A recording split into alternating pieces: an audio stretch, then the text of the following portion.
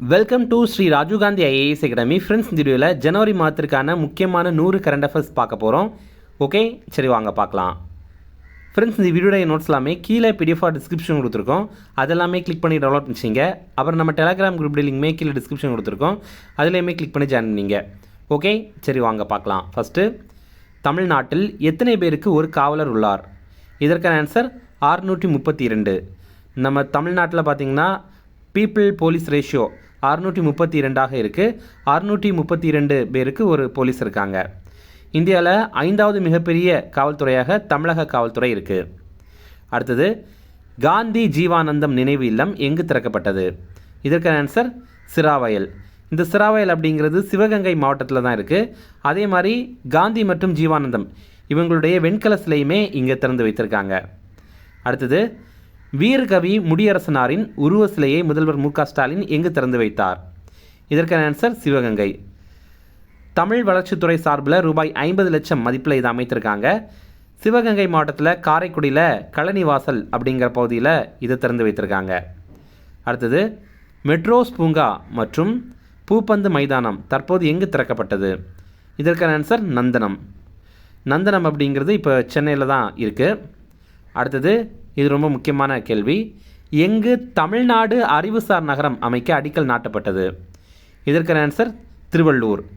திருவள்ளூர் மாவட்டத்தில் ஊத்துக்கோட்டை வட்டத்தில் செங்காத்துக்குளம், மேல்மளிகைப்பட்டு மற்றும் இன்னாம்பாக்கம் கிராமம், இந்த 2 கிராமங்களை இணைத்த மாதிரி இதை அமைக்க போகிறாங்க. இப்போ அடிக்கல் நாட்டியிருக்காங்க. அடுத்தது, அகில இந்திய புலிகள் கணக்கெடுப்பு 2026 எங்கு தொடங்கப்பட்டது? இதற்கான ஆன்சர் தந்தை பெரியார் வனவிலங்கு சரணாலயம். இப்போது அகில இந்திய புலிகள் கணக்கெடுப்பு இதோடைய முதல் கட்டம் ஜனவரி 6ஆம் தேதி இந்த ஆண்டு தொடங்கியிருக்காங்க.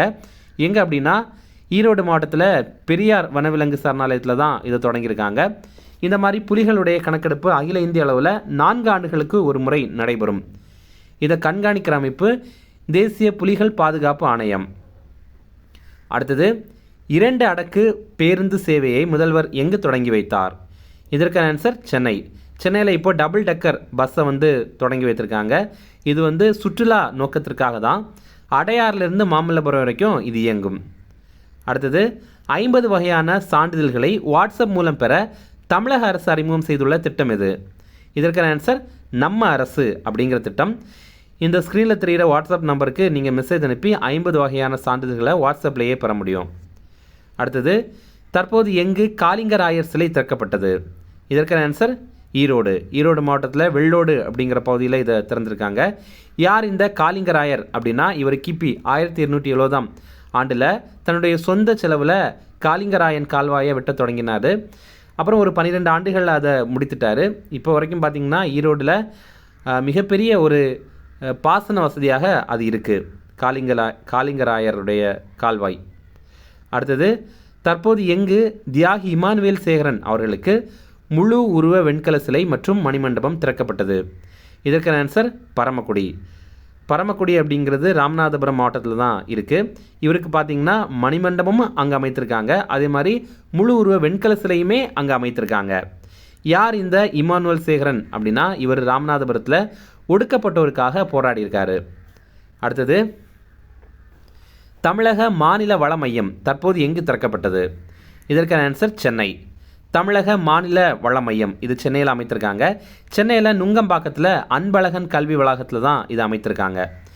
இதோடைய நோக்கம் என்ன, எதற்காக இது அமைத்திருக்காங்க அப்படின்னா, கற்றல் மற்றும் கற்பித்தலில் ஆசிரியர்களுக்கு பயிற்சிகள் வழங்கணும் அப்படிங்கிறதுக்காக தான் அமைத்திருக்காங்க.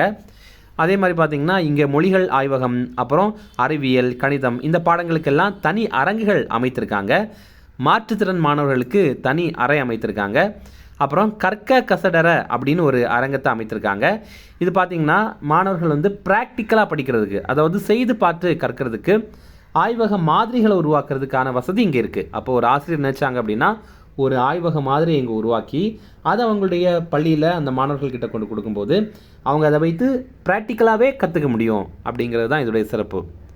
அடுத்தது, காளைகளுக்கான பயிற்சி மற்றும் சிகிச்சை மையம் ரூபாய் 2 கோடி மதிப்பில் எங்கு அமைக்கப்படும் என முதல்வர் ஸ்டாலின் அறிவித்தார்? இதற்கான ஆன்சர் அலங்காநல்லூர். இந்த அலங்காநல்லூர் அப்படிங்கிறது மதுரை மாவட்டத்தில் தான் இருக்குது. அடுத்தது, 2025 டெங்கு காய்ச்சல் பாதிப்பில் முதலிடம் பிடித்த மாநிலம் எது? இதற்கான ஆன்சர் தமிழ்நாடு. அதுவே அதிக டெங்கு இறப்பில் முதலிடம் பிடித்தது கேரளா, அங்கே 49 பேர் இறந்திருக்காங்க. அடுத்தது 2025 தமிழகத்தில் எத்தனை பேர் ரேபிஸ் பாதிப்பால் மரணமடைந்தனர்? இதற்கான ஆன்சர் 33. அடுத்தது ரூபாய் 342.60 கோடி மதிப்பில் மாமல்லன் நீர்த்தேக்கம் அமைக்க எங்கு அடிக்கல் நாட்டப்பட்டது? இதற்கான ஆன்சர் செங்கல்பட்டு. செங்கல்பட்டு மாவட்டத்தில் நெம்மேலி அப்படிங்கிற பகுதியில் தான் இதை அமைக்கிறாங்க. இதன் மூலமாக தினமும் 170 மில்லியன் லிட்டர் குடிநீர் பெறலாம் அப்படிங்கிறது தான் சிறப்பு. அடுத்தது மாற்றுத்திறனாளி மாணவர்களுக்கான பல்வகை திறன் பூங்கா தற்போது எங்கு திறக்கப்பட்டது? இதற்கான ஆன்சர் புழல். இப்போ பார்த்தீங்கன்னா மாற்றுத்திறனாளி மாணவர்களுக்கு பல்வகை திறன் பூங்கா அப்படிங்கிறத அமைத்திருக்காங்க. எங்கே அமைத்திருக்காங்க அப்படின்னா சென்னையில் புழலில் பொப்பிலி ராஜா அரசு மேல்நிலைப்பள்ளியில் தான் அமைத்திருக்காங்க. 20 மாவட்டங்களில் 20 இந்த வகை பூங்காக்கள் வந்து அமைக்க போகிறாங்க. ஒவ்வொரு பூங்காக்குக்கும் ரூபாய் 13 லட்சம் வந்து ஒதுக்கீடு பண்ண போகிறாங்க. அப்படி பார்க்கும்போது மொத்தமாக ரூபாய் 2.6 கோடி வந்து ஒதுக்கீடு பண்ணுறாங்க. இப்போது இது மாற்றுத்திறனாளி மாணவர்களுக்கான பல்வகை திறன் பூங்கா. அப்போ இது சாதாரண பூங்கா மாதிரி இருக்காது. இது பார்த்திங்கன்னா மாற்றுத்திறனாளிகளுக்காக அவங்களுடைய பார்த்தல் திறன், கேட்டல் திறன், தொடுதல் திறன், சமநிலை இந்த உணர்திறன்களை எல்லாம் தூண்டுற வகையில் இருக்கும். அப்புறம் பார்த்தீங்கன்னா ஃப்ரெண்ட்ஸ், இப்போது இந்த வீடியோ வந்து நீங்கள் முழுமையாகவே பாருங்கள். இந்த வீடியோ நீங்கள் முழுமையாக பார்த்துட்டீங்க அப்படின்னா இந்த வீடியோ நான் ஃபுல்லும் பார்த்தேன் அப்படிங்கிறத கமெண்ட்ஸில் சொல்லுங்கள். ஓகே. அடுத்தது தமிழகத்தில் 2025 ஆண்டில் மூளைச்சாவு அடைந்த எத்தனை பேரின் உறுப்புகள் தானமாக பெறப்பட்டன? இதற்கான ஆன்சர் 266.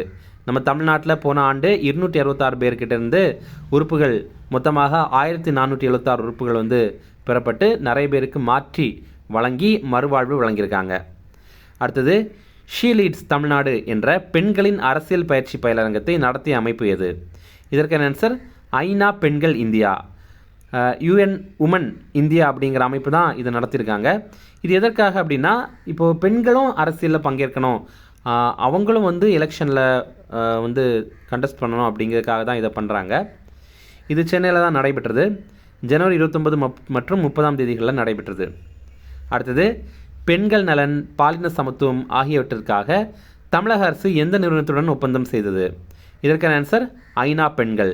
ஐநா பெண்கள் அமைப்பு கூட தமிழக அரசு இதற்காக ஒப்பந்தமும் பண்ணியிருக்காங்க. அடுத்தது தற்போது உலக வங்கி எந்த மாநகர போக்குவரத்து கழகத்தை பாராட்டியது? இதற்கான ஆன்சர் சென்னை.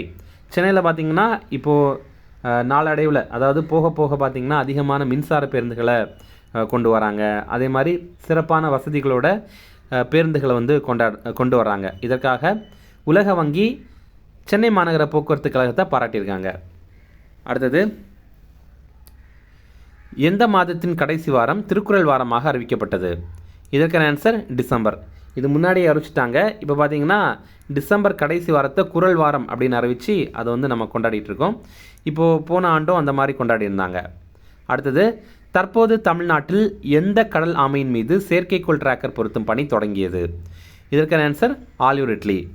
ஆலிவ் ரிட்லி ஆமைகள் பார்த்திங்கன்னா அது எங்கே போகுது அப்படிங்கிறத கண்டுபிடிக்கணும், அதே மாதிரி எந்தெந்த திசைகளில் அது வந்து பயணம் பண்ணுது அப்படிங்கிறத கண்டுபிடிக்கணும் அப்படிங்கிறதுக்காக நம்ம தமிழ்நாட்டில் வர இந்த ஆமைகள் மேலே நம்ம வந்து செயற்கைக்கோள் டிராக்கர் வந்து பொருத்துகிறோம். அதே மாதிரி 500 ஆமைகளுக்கு ஃப்ளிப்பர் டேக் வந்து பொருத்த போகிறோம். ஓகே. அடுத்தது இது ரொம்ப ரொம்ப முக்கியமான கேள்வி.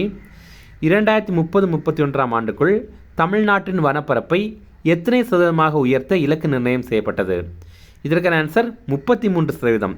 அதாவது 2030-31 அந்த ஆண்டிலெல்லாம் பார்த்திங்கன்னா நம்ம தமிழ்நாட்டுடைய மொத்த நிலப்பரப்பில் 33% வந்து காடுகளாக தான் இருக்கணும், வனப்பரப்பாக தான் இருக்கணும் அப்படின்னு நம்ம தமிழக அரசு ஒரு இலக்கு வச்சுருக்காங்க.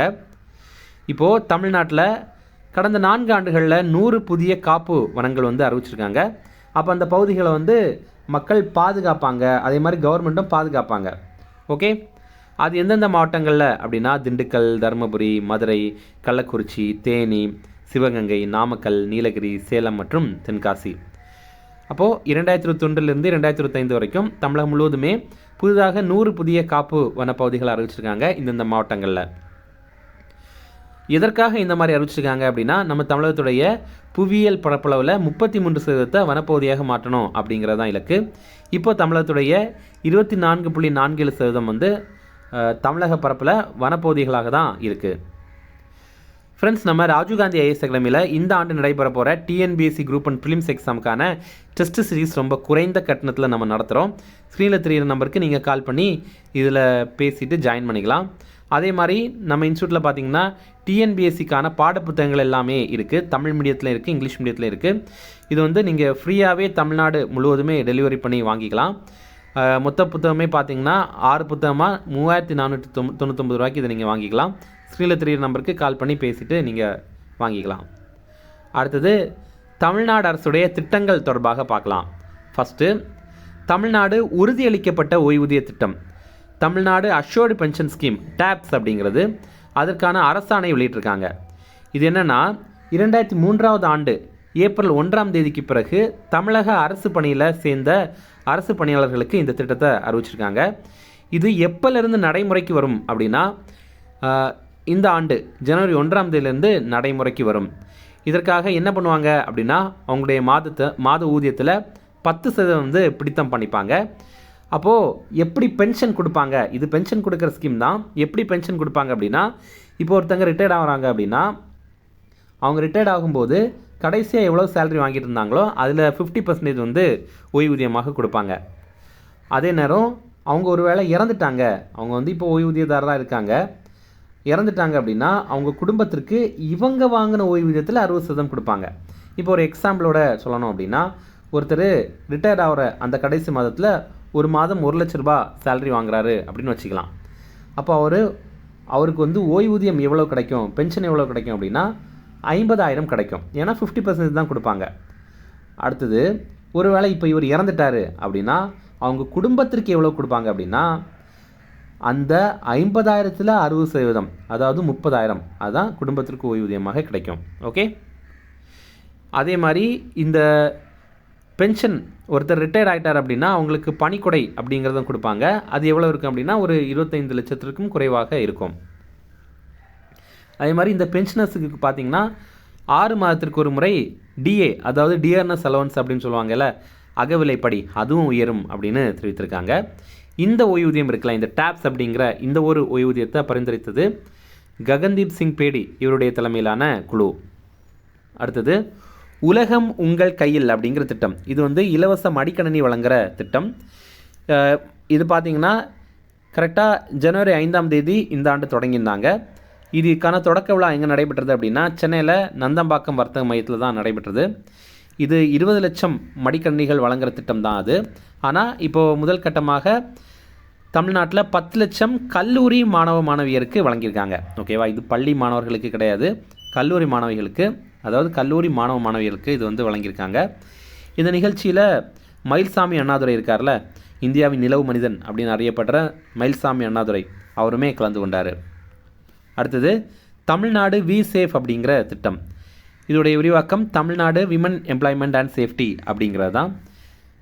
தமிழில் இதை தமிழ்நாடு மகளிர் வேலைவாய்ப்பு மற்றும் பாதுகாப்பு திட்டம் அப்படின்னு தெரிவிக்கிறாங்க. இது வந்து ஜனவரி 27ஆம் தேதி முதல்வர் ஸ்டாலின் வந்து தொடங்கி வைத்திருந்தார். இது எங்கே தொடங்கியிருந்தாங்க அப்படின்னா நந்தம்பாக்கத்தில் சென்னை வர்த்தக மையம் இருக்குல்ல, அங்கே உலக மகளிர் உச்சி மாநாடு நடைபெற்றது. அங்கே தான் வந்து இதை தொடங்கி வைத்திருந்தாங்க. இது வந்து உலக வங்கியின் நிதியுதவியோடு செயல்படுத்துகிற திட்டம். ரூபாய் 1185 கோடி வந்து இதற்காக நிதியுதவி உலக வங்கி வழங்குறாங்க. இந்த திட்டம் பார்த்திங்கன்னா ரூபாய் 5000 கோடியில் 5 ஆண்டுகள் செயல்படுத்த போகிறாங்க. 2024லேருந்து 2029 வரைக்கும் இது செயல்படுத்த போகிறாங்க. ஓகே. இப்போது இதோடைய நோக்கம் என்ன அப்படின்னா அனைத்து தரப்பு மகளிருக்கும் பாதுகாப்பு வழங்குறதும் அதே மாதிரி வளர்ச்சி வழங்குறதும். இப்போ பார்த்திங்கன்னா நமக்கு வந்து ஒரு திட்டத்தில் இது இவங்களுக்கானது அப்படின்னு நம்ம கண்டுபிடிச்சிட்டோம். ஆனால் இதில் என்ன பண்ணுவாங்க அப்படின்னு நமக்கு தெரியலை இல்லை. ஆனால் இதில் என்ன பண்ணுவாங்க அப்படின்னா பெண்களுடைய வளர்ச்சி மற்றும் பாதுகாப்புக்காக நிறைய திட்டங்கள் வந்து செயல்படுத்துவாங்க. அதுக்கு எல்லாமே இந்த திட்டத்துக்கு கீழே அதை செயல்படுத்துவாங்க, இந்த நிதி அதுக்கு பயன்படுத்துவாங்க. ஓகே. அடுத்தது, கருப்பை வாய் புற்றுநோய் தடுப்பூசி திட்டம். இது பார்த்திங்கன்னா ஜனவரி 27ஆம் தேதி இந்த ஆண்டு தொடங்கியிருந்தாங்க. சென்னையில் தான் இதற்கான தொடக்க விழா நடைபெற்றது. இது என்னென்னா 9 வயதுலேருந்து 14 வயது பெண் குழந்தைகளுக்கு கருப்பை வாய் புற்றுநோய் தடுப்பூசி போடுறது தான் இந்த ஒரு திட்டம். இதன் கீழே 3,38,649 பேருக்கு போடுறாங்க தடுப்பூசி. இந்தியாவிலேயே இந்த ஒரு தடுப்பூசி இலவசமாக வழங்க இருக்கிற முதல் மாநிலம் நம்ம தமிழ்நாடு தான்.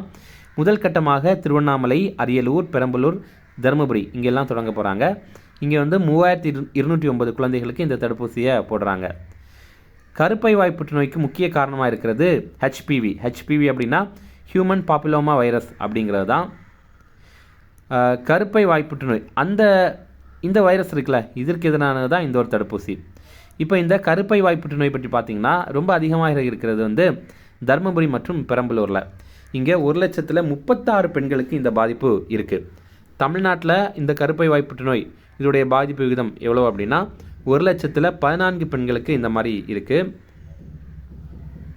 இப்போது அரசு மற்றும் அரசு உதவி பெறும் பள்ளிகளில் பயில்கிற பெண் குழந்தைகளுக்கு திங்களிலிருந்து வெள்ளி 2 தவணைகள் வந்து இதை இலவசமாகவே போடுறாங்க. அடுத்தது வெல்னஸ் ஆன் வீல்ஸ் அப்படிங்கிற மருத்துவ ஊர்திகள் பற்றி இந்த நிகழ்ச்சியில் நம்ம முதல்வர் தெரிவித்திருந்தார். அதுவுமே ஒரு முக்கியமான ஒரு திட்டம் தான். அதனால் நம்ம இது சேர்த்து பார்த்துடலாம். ஏன்னா இதுவுமே புற்றுநோய் தொடர்பானது தான். இது வந்து புற்றுநோய் சிகிச்சைக்காக நடமாடும் மருத்துவ வாகனம். இது பார்த்திங்கன்னா மார்பக புற்றுநோய் உள்ளிட்ட புற்றுநோய்களை தொடக்கத்திலேயே கண்டுபிடிக்கிறதுக்கு இந்த ஊர்திகள் வந்து இருக்குது. இது என்னென்னா ஒவ்வொரு மாவட்டத்துலேயுமே இது இருக்குது. இது பார்த்திங்கன்னா ஒவ்வொரு இடத்திற்கும் போய் அங்கே வந்து புற்றுநோய் பரிசோதனை பண்ணுறது தான் இந்த வாகனத்துடைய நோக்கம். முதல் கட்டமாக காஞ்சிபுரம் மாவட்டத்தில் இதை அறிமுகம் பண்ணியிருந்தாங்க. 38 நடமாடும் மருத்துவ ஊர்திகள் போன ஆண்டு நவம்பர் மாதம் தொடங்கி வைத்திருந்தாங்க. அடுத்தது உங்கள் கனவை சொல்லுங்கள் அப்படிங்கிற திட்டம். நம்ம தூய தமிழில் பார்க்கணும் அப்படின்னா உங்கள் கனவை சொல்லுங்கள் அப்படிங்கிற திட்டம். இது ஜனவரி 9ஆம் தேதி தொடங்கியிருந்தாங்க. இது என்ன அப்படின்னா மக்கள்கிட்ட அவங்க ஒருத்தவங்களுடைய குடும்பங்கள்கிட்டையும் போய் உங்கள் குடும்பத்துடைய கனவு என்ன அப்படின்னு கேட்குறது. அதை வந்து பதிவு பண்ணி வச்சுட்டு கவர்மெண்ட் வந்து மக்களுடைய கனவுகளை எல்லாம் அடைக்கிற மாதிரி, அதாவது மக்களுடைய கனவு எல்லாத்தையும் நினைவாக்குற மாதிரி திட்டங்கள் வந்து செயல்படுத்துவாங்க. அதுதான் உங்கள் கனவை சொல்லுங்கள் அப்படிங்கிற திட்டம்.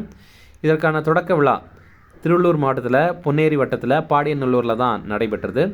இதோடைய நோக்கம் என்ன அப்படின்னா தமிழக அரசுடைய திட்டங்கள் இப்போ செயல்படுத்திகிட்டு இருக்காங்களே அது குறித்து மக்கள்கிட்ட கருத்துக்கள் பெறுறது. அடுத்தது மக்களுடைய எதிர்கால தேவைகள் என்னென்ன அப்படிங்கிறத அறிந்து கொள்வது. இதெல்லாம் இந்த திட்டத்துடைய நோக்கமாக வைத்திருக்காங்க. இதில் என்ன பண்ணுவாங்கன்னா 50,000 பயிற்சி பெற்ற தன்னார்வலர்கள் ஈடுபடுவாங்க. இவங்க தமிழகம் முழுவதும் இருக்கிற 1,91,00,000 குடும்பங்களை நேரில் சந்தித்து விவரங்களை சேகரிப்பாங்க. இதில் என்னென்னா ஒவ்வொரு குடும்பமும் அவங்களுடைய 3 தேவைகளை அரசுக்கிட்ட தெரிவிக்கலாம். அது வந்து அரசு நிறைவேற்றுறதுக்கு முயற்சி பண்ணுவாங்க. ஒவ்வொரு குடும்பத்திற்கும் ஒரு தனித்துவமான குறியீட்டு எண் அடங்கிய அட்டை வந்து வழங்குவாங்க. அதில் வந்து அந்த அட்டையில் ஸ்கேன் பண்ணனா அவங்களுடைய கனவுகள் வந்து இருக்கும். 2030ஆம் ஆண்டுக்குள்ளாடி இந்த தேவைகள் நிறைவேற்றுறதுக்கு இலக்கு வச்சுருக்காங்க. ஓகேவா? அப்போ 2030ஆம் ஆண்டுக்குள்ளாடி இந்த தேவைகள் எல்லாம் நிறைவேற்றுறதுக்கு நம்ம தமிழக அரசு உழைப்பாங்க. தமிழ்நாடு மகளிர் மேம்பாட்டு நிறுவனம் மூலமாக தான் இந்த திட்டத்தை செயல்படுத்த போகிறாங்க. அடுத்தது சென்னை உலா அப்படிங்கிற சுற்றுலா பேருந்து திட்டம். 1980களில் எப்படி பாரம்பரிய பேருந்துகள் இருக்குது அதே மாதிரி ஒரு பேருந்தை வந்து வடிவமைத்து இயக்குறாங்க. அந்த மாதிரி 5 பேருந்துகளை சென்னையில் இந்த சேவைக்காக வடிவமைத்திருக்காங்க. இந்த பேருந்துகள் ஒவ்வொன்றும் 30 கிலோமீட்டர் தொலைவுக்கு போகும். ரூபாய் 50 கட்டணத்திலேயே ஒரு பயணச்சீட்டு பெற்று நாள் முழுவதுமே இதில் பயணம் மேற்கொள்ளலாம். சென்னையில் வரலாற்று மற்றும் கலாச்சார இடங்களை வந்து சுற்றி பார்க்கலாம். இது எப்படின்னா இப்போ நீங்கள் ஒரு இடத்துல இதை டிக்கெட்டை வந்து வாங்கிட்டீங்க, நீங்கள் வந்து ஏறிட்டீங்க அப்படின்னா இந்த பேருந்து வந்து சுற்றுலா தலம் வழியாக போகும். அப்போ நீங்கள் இறங்கிட்டு அதை சுற்றி பார்த்துட்டு ஒரு அரை மணி நேரம் 1 மணி நேரம் எவ்வளோ நேரம் உங்களுக்கு வேணுமோ நீங்கள் சுற்றி பார்த்துட்டு மறுபடியும் இதே பேருந்து வேறு ஒரு பேருந்து வரும். அதில் நீங்கள் ஏறிட்டு அதுக்கப்புறம் மறுபடியும் போயிட்டு மறுபடியும் ஒரு சுற்றுலா இடத்துல நீங்கள் இறங்கி சுற்றி பார்த்துட்டு அப்படி கூட வரலாம். ஓகே. அடுத்தது காலநிலை கல்வி குழுமை பள்ளிகள் திட்டம் அப்படிங்கிற திட்டம். இது வந்து ஜனவரி 19ஆம் தேதி இப்போ தொடங்கி வைத்திருக்காங்க. இது பார்த்திங்கன்னா தமிழக பள்ளிக்கல்வித்துறை மற்றும் சுற்றுச்சூழல் மற்றும் காலநிலை மாற்றுத்துறை தான் செயல்படுத்துகிறாங்க. இதனுடைய நோக்கம் என்ன அப்படின்னா காலநிலை சம்பந்தமான கல்வி அறிவை மாணவர்களுக்கு கொடுக்கணும் அப்படிங்கிறது தான். அப்போ இதற்காக எப்படி கல்வி அறிவு கொடுக்குறாங்க அப்படின்னா மாணவர்களுக்கு கோடைக்கால குளிர்கால இயற்கை முகாம்கள் நடத்துகிறாங்க. அதே மாதிரி காலநிலை மாற்றம் சம்பந்தமாக பள்ளி ஆசிரியர்களுக்கு உறைவிட பயிற்சி வந்து வழங்குறாங்க. அவங்கள தங்க வச்சு பயிற்சி வழங்குறாங்க.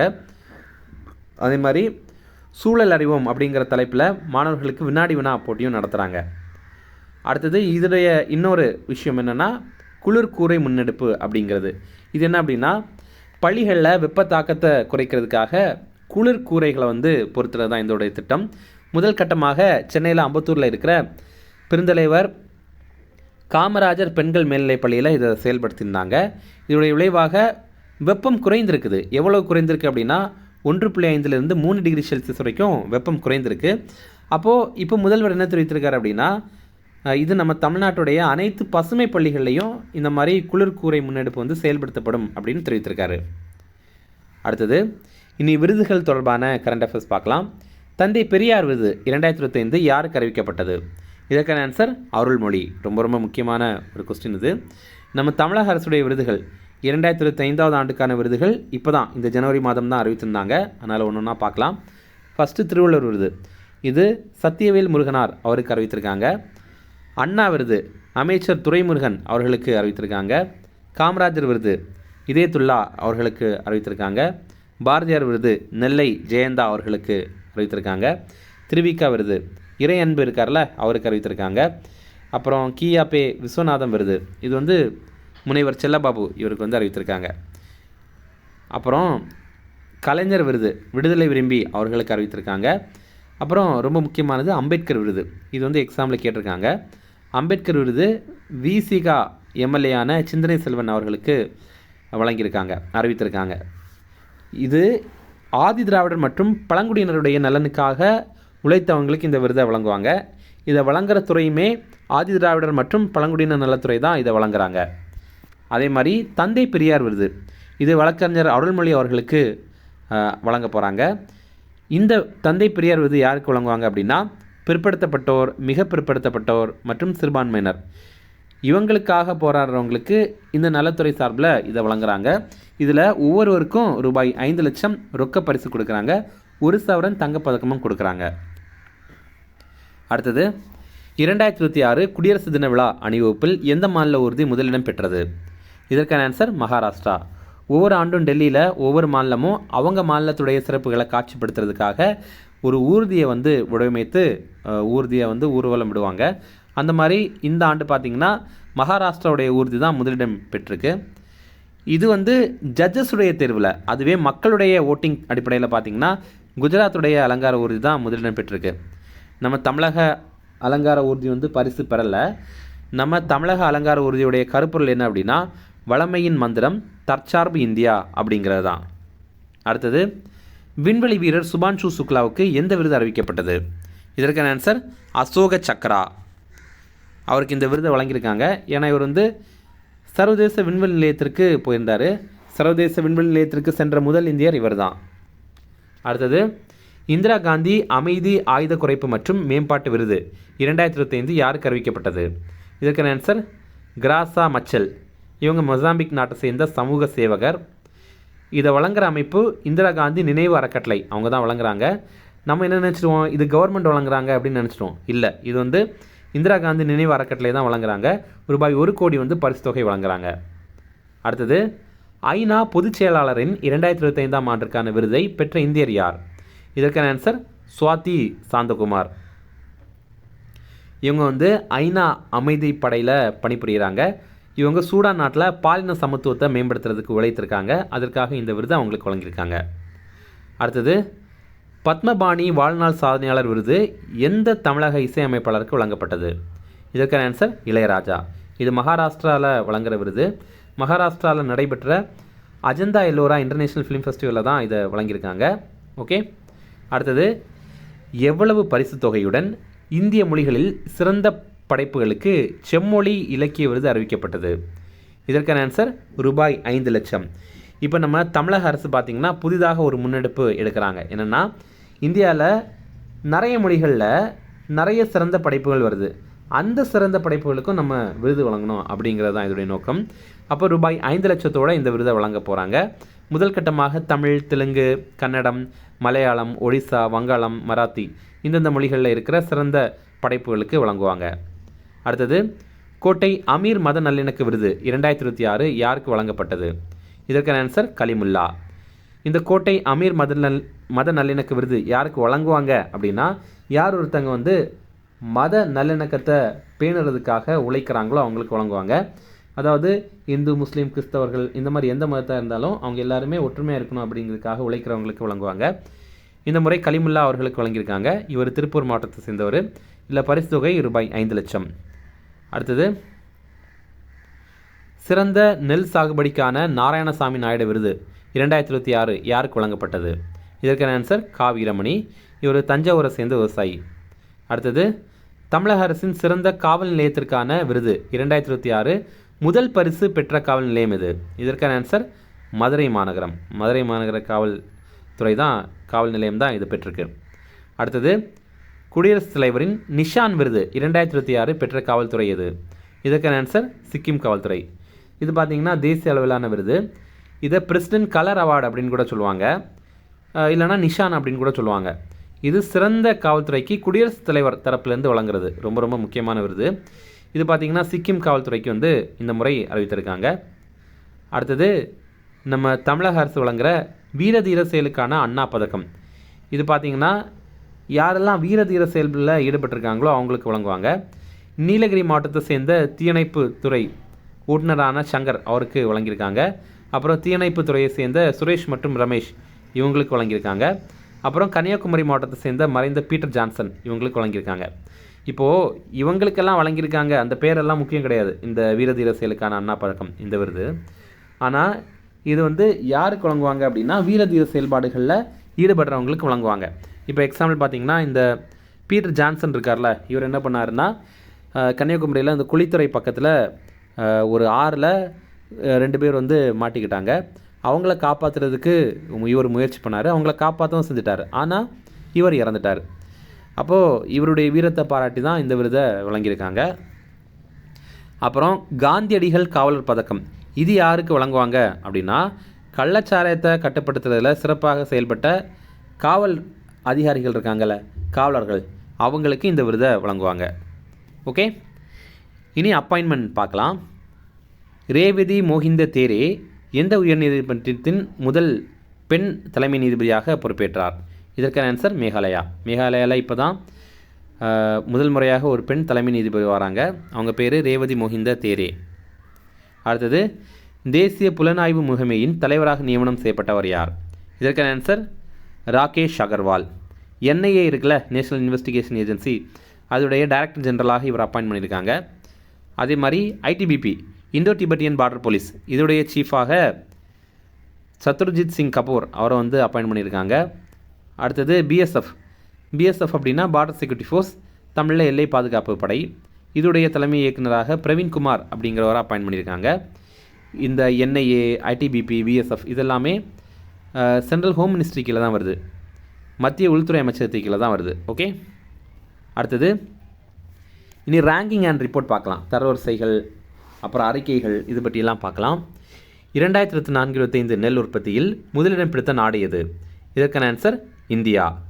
போன 2024-25 நிதியாண்டில் பார்த்திங்கன்னா நெல் உற்பத்தியில் இந்தியா தான் முதலிடம் பிடித்திருக்கு. முக்கியமாக தெலுங்கானா, உத்தரப்பிரதேசம் மற்றும் மேற்கு வங்காளம் இங்கே தான் அதிகமாக நெல் உற்பத்தி நடைபெற்றிருக்கு. 2ஆம் இடம் பிடித்தது சீனா.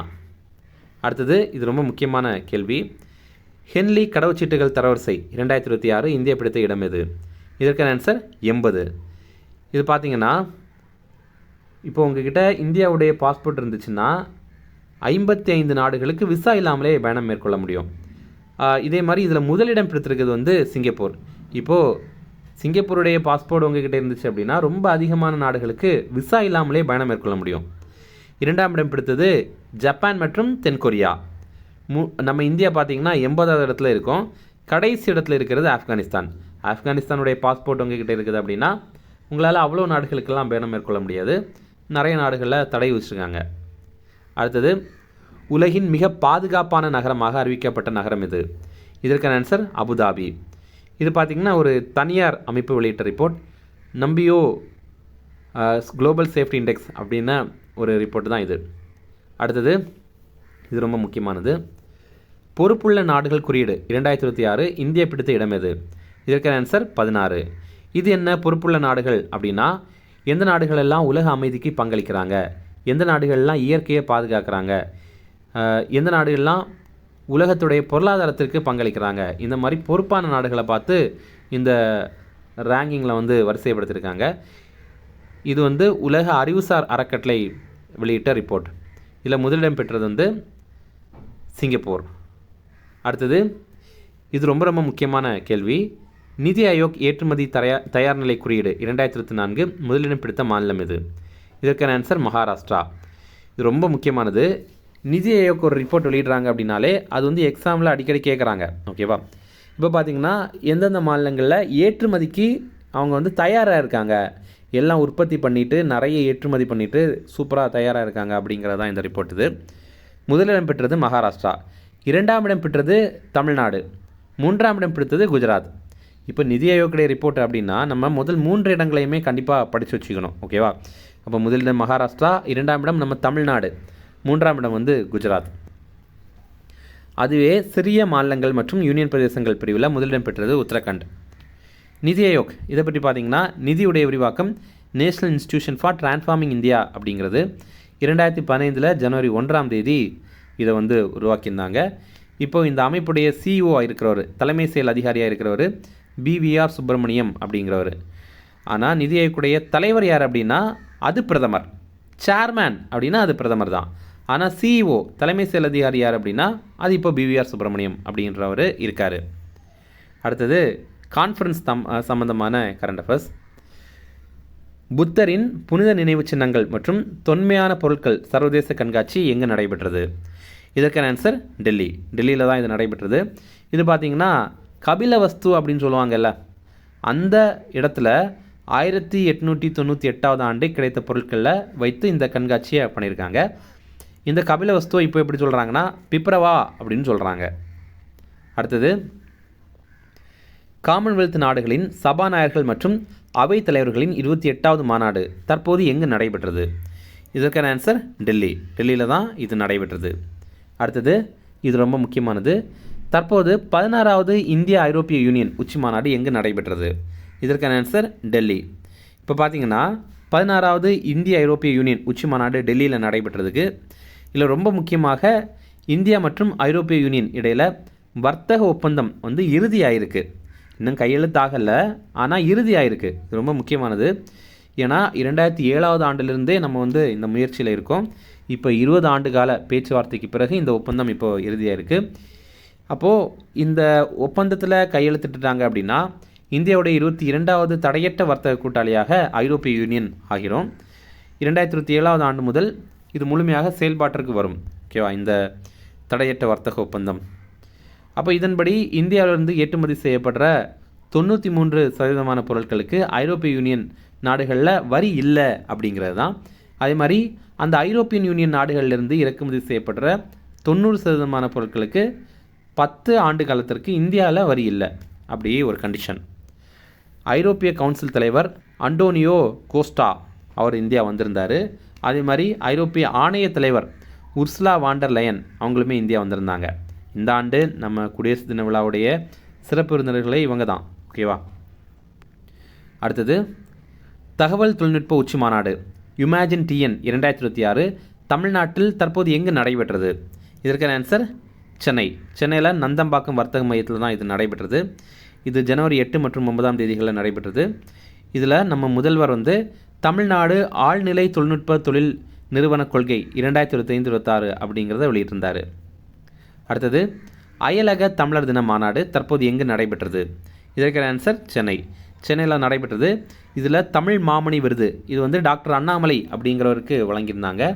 அதே மாதிரி தமிழ் மனம் திட்டம் இது என்ன திட்டம் அப்படின்னா வெளிநாடுகளில் தமிழ் கற்பிக்க ஆசிரியர்களை பணியமர்த்துகிற திட்டம்.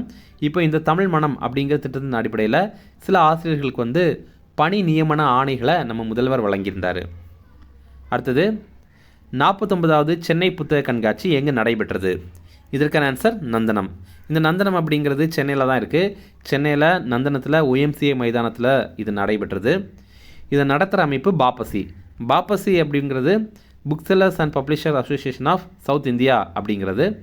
தமிழில் தென்னிந்திய புத்தக விற்பனையாளர் மற்றும் பதிப்பாளர் சங்கம் அப்படிங்கிறது தான். இது பார்த்திங்கன்னா ஜனவரி 8ஆம் தேதியிலேருந்து 21ஆம் தேதி வரைக்கும் இந்த ஆண்டு நடைபெற்றது. தமிழக முதல்வர் ஸ்டாலின் இதை தொடங்கி வைத்திருந்தார். 1977வது ஆண்டுலேருந்தே இந்த புத்தக கண்காட்சி வந்து நடைபெற்றுருக்கு. அடுத்தது சர்வதேச காற்றாடி திருவிழா தற்போது எங்கு நடைபெற்றது? இதற்கான ஆன்சர் குஜராத். குஜராத்தில் அகமதாபாத்தில் சபர்மதி ஆற்றங்கரையில் தான் இது நடைபெற்றது. பிரதமர் மோடி மற்றும் ஜெர்மனியுடைய பிரதமரான ஃப்ரீட்ரிச் மெர்ஸ் அவர் வந்திருந்தார். அவங்க 2 பேரும் சேர்ந்து இதை தொடங்கி வைத்திருந்தாங்க. அடுத்தது, சுயமரியாதை திருவிழா தற்போது எந்த கோயிலில் நடைபெற்றது? இதற்கான ஆன்சர் சோம்நாத் கோயில். இப்போ பார்த்தீங்கன்னா சோம்நாத் கோயில் இருக்குல்ல, இதை வந்து 1026ஆவது ஆண்டில் கஜினி முகமது முதல் முறையாக தாக்குதல் நடத்தியிருந்தார். அங்கே இருக்கிற நிறைய வளங்களை கொள்ளையடித்தார், நிறைய பேரை வந்து கொன்னிருந்தார் அவர். அப்போது அந்த சம்பவம் நடந்து இப்போது பார்த்திங்கன்னா 1000 ஆண்டுகள் நிறைவு பெற்றிருக்கு. அப்போது சுயமரியாதை திருவிழாவை அங்கே சோம்நாத் கோயிலில் குஜராத்தில் வந்து கடைபிடித்திருந்தாங்க. அடுத்தது, ஹெத்தை அம்மன் திருவிழா எந்த இன மக்களால் கொண்டாடப்படுகிறது? இதற்கான ஆன்சர் படுகர். படுகர் அப்படிங்கிறது நீலகிரி மாவட்டத்தில் இருக்கிற பழங்குடியின மக்கள். இவங்க தான் இந்த ஹெத்தை அம்மன் வழிபாடை வந்து பண்ணுறாங்க.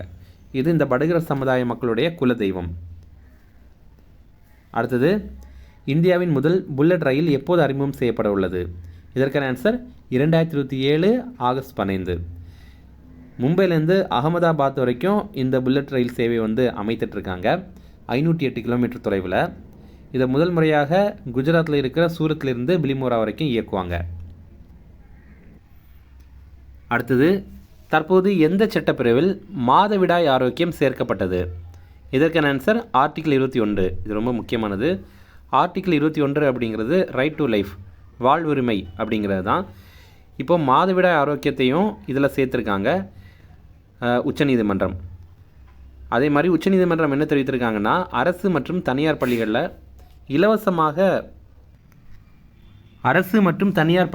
இலவசமாகவே சானிட்டரி பேடுகளை வழங்கணும் அப்படின்னு உச்சநீதிமன்றம் தெரிவித்திருக்காங்க.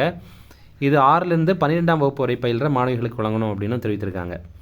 அதே மாதிரி மாணவிகளுக்கு தனியாக கழிப்பறை வசதிகள் அமைக்கப்படணும் அப்படின்னு தெரிவிக்கிறாங்க. அடுத்தது, ஆதார் சேவைகளுக்காக அறிமுகம் செய்யப்பட்ட அடையாள சின்னம் எது? இதற்கான ஆன்சர் உதய். இப்போ பார்த்தீங்கன்னா ஆதார் இருக்குல்ல, இதை வந்து இந்தியாவில் நிர்வகிக்கிற அமைப்பு உதய் அப்படிங்கிற அமைப்பு, அதாவது unique identification authority of India அப்படிங்கிறது. அப்போ அவங்க வந்து ஒரு லட்சணையை அறிமுகம் பண்ணியிருக்காங்க, ஒரு சின்னத்தை அறிமுகம் பண்ணியிருக்காங்க. அதற்கு அவங்க உதய் அப்படின்னு பேர் வைத்திருக்காங்க. அடுத்தது, வணிக ரீதியாக பயோபிட்டுமன் தயாரிக்கும் உலகின் முதல் நாடு எது? இதற்கான ஆன்சர் இந்தியா. இதை வந்து சாலை கட்டுமானம் இதற்காக தான் பயன்படுத்துகிறாங்க. இதை உருவாக்கும் நிறுவனம் சிஎஸ்ஐஆர் அப்படின்னா council of scientific and industrial research அப்படிங்கிறது. தமிழில் அறிவியல் மற்றும் தொழில்துறை ஆராய்ச்சி கவுன்சில் அப்படிங்கிற அமைப்பு. அடுத்தது, இந்தியாவின் முதல் படுக்கை வசதி கொண்ட வந்தே பாரத் ரயில் எதனிடையே தொடங்கி வைக்கப்பட்டது? இதற்கான ஆன்சர் ஹவுரா டு கவுஹாத்தி. இந்த ஹவுரா அப்படிங்கிறது மேற்கு வங்காளத்தில் இருக்குது. குவஹாத்தி அப்படிங்கிறது அஸ்ஸாமில் இருக்குது. 966 கிலோமீட்டர் தொலைவில் இதை வந்து அமைத்திருக்காங்க இந்த 2 இடையில. அடுத்தது, 2027 மக்கள் தொகை கணக்கெடுப்பு பணிகளின் முதல் கட்டம் எப்போது தொடங்குகிறது? இதற்கான ஆன்சர் 2026 ஏப்ரல் 1. அதாவது இப்போ பார்த்திங்கன்னா நம்ம இந்த மக்கள் தொகை கணக்கெடுப்பில் இனி வரப்போகுது, அது வந்து 2027 மக்கள் தொகை கணக்கெடுப்பு அப்படின்னு சொல்கிறாங்க. ஆனால் இதோடைய முதல் கட்டத்தை இருக்குல்ல, அது வந்து இந்த ஆண்டு ஏப்ரல் 1ஆம் தேதி தொடங்குது. அது அப்போ இந்த மக்கள் தொகை 16வது மக்கள் தொகை கணக்கெடுப்பு. ஆனால் சுதந்திரத்திற்கு பின்னாடி பார்த்திங்கன்னா இது 8வது மக்கள் தொகை கணக்கெடுப்பு. இதில் முதல் கட்டமாக ஏப்ரல் 1ஆம் தேதியிலேருந்து செப்டம்பர் 30ஆம் தேதி வரைக்கும் இந்த ஆண்டு வீடுகளுடைய கணக்கெடுப்பு தான் நடத்த போகிறாங்க. 2வது கட்ட பணிகள் தான் மக்கள் தொகை கணக்கெடுப்பு, மக்களுடைய பேர்கள் அது எல்லாத்தையுமே பார்க்க போகிறாங்க. அது வந்து 2027 பிப்ரவரியில் நடைபெறும். அப்போது ஜாதிவாரி கணக்கெடுப்பும் நடத்தப்படும். இதில் மொத்தமாக 30 லட்சம் பணியாளர்கள் பணிபுரிவாங்க. அடுத்தது, உள்நாட்டில் உருவாக்கப்பட்ட முதல் மாசு கட்டுப்பாட்டு கப்பல் இது? இதற்கான ஆன்சர் சமுத்திர பிரதாப். இதோடைய முழு பேர் ஐசிஜி சமுத்திர பிரதாப் அப்படிங்கிறது தான். ஐசிஜி அப்படின்னா இந்தியன் கோஸ்ட் கார்டு அப்படிங்கிறது, இந்திய கடலோர காவல்படை அப்படிங்கிறது தான். இதை உருவாக்கும் நிறுவனம் கோவா கப்பல் கட்டும் தளம். அடுத்தது, 2026 ஜனவரி 1 எந்த 2 நாடுகள் அணு உலை பட்டியலை பரிமாறிக்கொண்டது? இதற்கான ஆன்சர் இந்தியா மற்றும் பாகிஸ்தான். ஒவ்வொரு ஆண்டும் இந்தியாவும் பாகிஸ்தானும் அவங்கக்கிட்ட அணு உலைகள் எங்கெங்கே இருக்குது அப்படிங்கிற பட்டியலை பரிமாறிப்பாங்க. ஏன் அப்படி பண்ணுறாங்க அப்படின்னா, 2 நாடுகளும் எதிரி நாடுகளாக இருந்தாலும் 2 நாடுகளுக்கு இடையில் போர் இடையில் வந்தாலும் இந்த அணு உலைகளை தாக்கக்கூடாது அப்படிங்கிறது தான் இதோடைய காரணம். ஏன் அப்படின்னா அதனுடைய பாதிப்பு ரொம்ப அதிகமாக இருக்கும் அப்படிங்கிறது தான். அதே மாதிரி இந்தியா மற்றும் பாகிஸ்தான் இடையில் இருக்கிற கைதிகளுடைய பட்டியலும் பரிமாற்றம் பண்ணுவாங்க. அது ஏன் பண்ணுறாங்க அப்படின்னா, இப்போது இந்திய கைதி ஒருவர் பாகிஸ்தானில் இருக்காங்க அப்படின்னு வச்சுக்கோங்களேன். அப்போது அவங்களுடைய விடுதலை காலம் முடிந்தாலும் அவங்கள சில நேரங்களில் விடுதலை பண்ணாமல் வச்சுப்பாங்க. அப்போது அவங்கக்கிட்ட வந்து நினைவுபடுத்துகிற விதமாக இவருடைய விடுதலை காலம் முடிந்தது, நீங்கள் இவங்களை விடுதலை பண்ணலாம் அப்படின்ற மாதிரி நினைவு கூறுற விதமாக தான் இதை வந்து பரிமாற்றம் பண்ணுறாங்க. அடுத்தது மத்திய அரசு திட்டங்கள். செல்வ மகள் சேமிப்பு திட்டம். இந்த திட்டம் தொடங்கி இப்போ வந்து 11 ஆண்டுகள் நிறைவு பெற்றிருக்கு. அதனால தான் நம்ம இதை பற்றி பார்க்குறோம். இது வந்து ஹிந்தியில் சுகன்யா சம்ரித்தி யோஜனா அப்படின்னு சொல்கிறாங்க. சுருக்கமாக எஸ்எஸ்ஏ அப்படின்னு, அதாவது எஸ்எஸ்ஒய் அப்படின்னு சொல்கிறாங்க. இது பார்த்திங்கன்னா 2015 ஆண்டு ஜனவரி 22 தொடங்கின திட்டம். இது ரொம்ப ரொம்ப முக்கியமான ஒரு திட்டம். இப்போது நம்ம நிறைய பேர் பார்த்திங்கன்னா எதுலையாவது இன்வெஸ்ட் பண்ணி சேவ் பண்ணலாம் அப்படின்ற மாதிரி பார்த்துட்ருப்போம். இப்போ உங்களுக்கு ஒரு பெண் குழந்தை இருக்குது அப்படின்னா நீங்கள் கண்டிப்பாக தைரியமாக இந்த திட்டத்தில் இன்வெஸ்ட் பண்ணலாம். இது பார்த்திங்கன்னா 10 வயதுக்குட்பட்ட பெண் குழந்தைகளுடைய பேரில் சேமிப்பு பண்ணுறதுக்கான ஒரு திட்டம் தான் இது. இதில் ஆண்டுக்கு 8.2% வந்து வட்டி தராங்க. இது ரொம்ப பெரிய ஒரு வட்டி.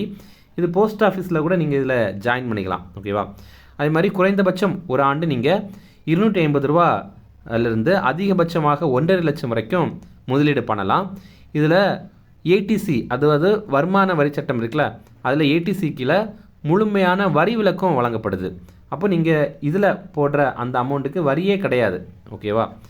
அதே மாதிரி 21 ஆண்டுகள் நிறைவடைந்த பிறகு இந்த கணக்கு முதிர்வடையும்.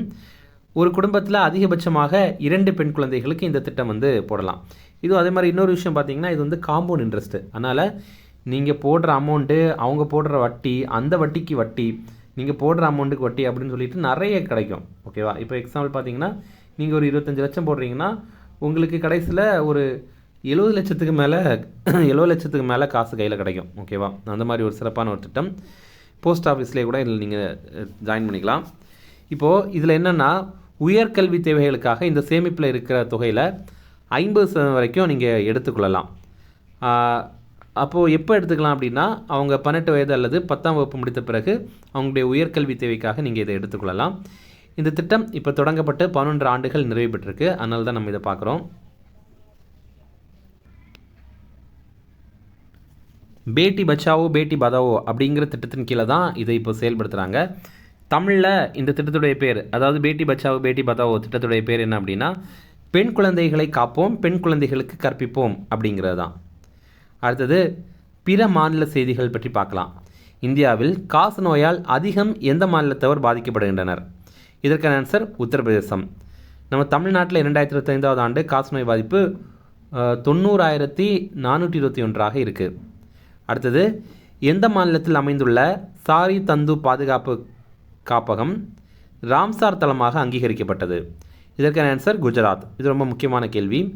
முதல்ல ராம்சார் தல அங்கீகாரம் அப்படின்னா என்ன அப்படின்னா, சுற்றுச்சூழலுக்கு இயற்கைக்கு முக்கியமான பகுதிகளை ராம்சார் தலம் அப்படின்னு அங்கீகரித்து அதை பாதுகாப்பாங்க. இப்படி பார்க்கும்போது இப்போது உத்தரப்பிரதேசத்துடைய பாட்னா பறவைகள் சரணாலயம் இதை ராம்சார் தலமாக அங்கீகரிச்சிருக்காங்க. அதே மாதிரி குஜராத்துடைய சாரி தந்து இதையுமே இப்போது ராம்சார் தலமாக அங்கீகரிச்சிருக்காங்க. அப்போ இதோட சேர்த்து இந்தியாவில் இருக்கிற ராம்சார் தலங்கள் வந்து 98 இருக்குது. ராம்சார் பிரகடனம் எப்போ போட்டிருந்தாங்க அப்படின்னா 1971 ஆண்டு பிப்ரவரி 2 போட்டிருந்தாங்க.